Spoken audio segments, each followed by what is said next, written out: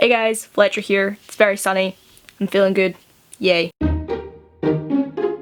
As I mentioned, I got quite a lot of books for my birthday. I finally had time to read them all because I've been on a lot of long distance trains. Why was I on long distance trains, you ask? Well, I went on an adventure to London with my friends. I may or may not make a full video about it depending on how many people want to see that. But yes, I have had time to read and I've read a lot of books about trans people because those exist, and I figure I'm gonna do a review now on 4 books about transgender people. These will contain some slight spoilers.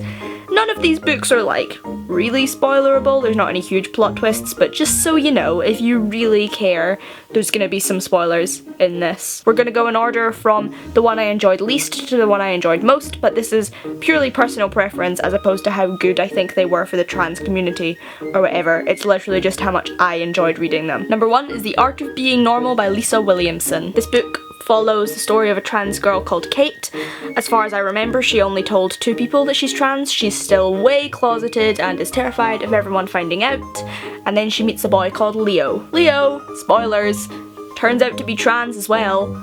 But a trans boy who's living stealth, which is quite cool, and they kind of help each other through, which is nice. It's not all about how hard it is to be trans, there's also a subplot about Leo's dad, and overall I think it's a really good book actually. This book is really good because it shows 2 different perspectives, one of a trans girl and one of a trans guy, and it also shows the difference between being closeted and living stealth. I would say that it's very good to introduce the topic to cis people if they want to read this book and be like, oh, I think I might finally understand that trans thing that people are talking about. One issue I would have is that the book is told from the 2 different points of view, Leo and Kate, and in Leo's chapters, Kate is referred to with he/him pronouns and the name David, even after Kate has come out to Leo and told him that she'd rather be referred to as Kate and she/her. Which is weird because I would assume that Leo, being trans, would also know that you should probably start using the right pronouns for people. Leo only ends up using the right pronouns once Kate has physically started dressing like a girl and stuff,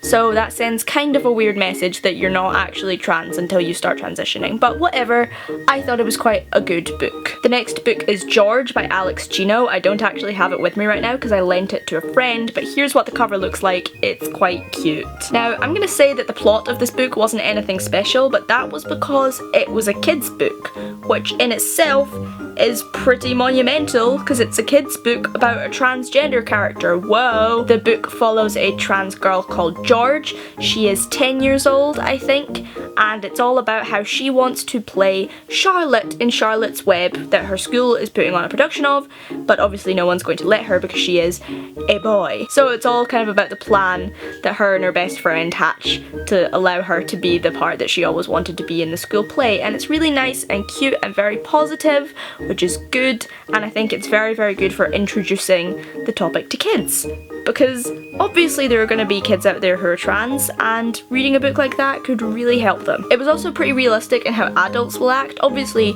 a few of them weren't entirely happy with the fact that George wanted to be a girl, but at the same time, nobody like kicked her out or beat her up or anything, so I'd say overall it was a really positive message, which is good because there's so many books out there telling young queer kids how awful their life is gonna be. The next one is Gracefully Grayson by Amy Polonsky. This book is quite genuinely just an aged up version of George. This one follows Grayson, who is 12? I don't know. She's in 6th grade.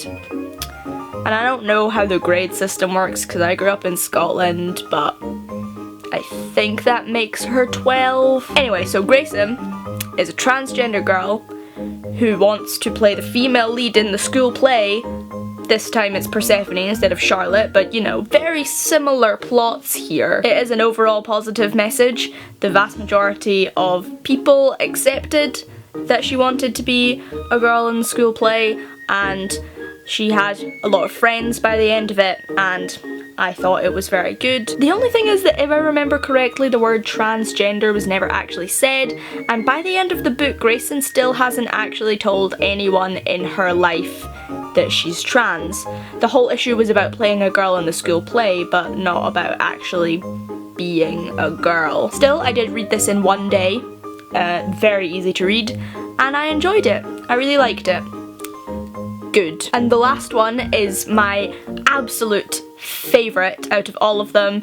Beautiful Music for Ugly Children by Kirsten Cron Mills. Kirsten Cron Mills. Nailed it. This book is so relatable. Maybe it's because the other ones have kind of been focused on a trans girl, whereas this one's a trans guy, so obviously I can just relate more off the bat because of that.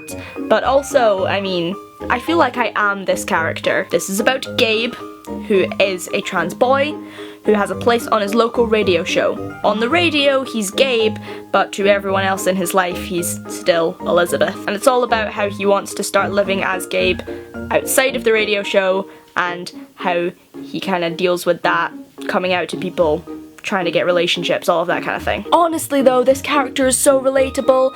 Within the first 20 pages, he has 3 different crushes on people. That's me. It's actually genuinely good YA. It's not just a trans book, it's just a good book.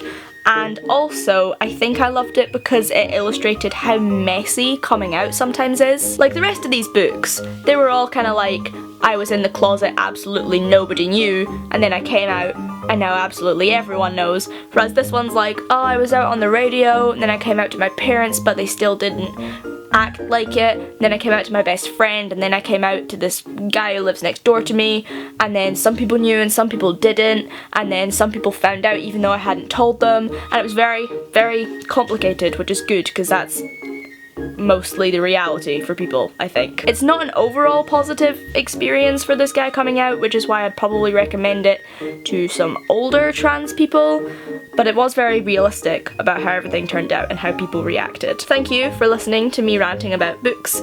Hopefully you can read some of them if you want to, I guess. There aren't really that many books out there with trans people in them. If you have any other recommendations, please put them down in the comments because I would love to read them. And yes, thank you for listening, and I will see you at some point. Goodbye.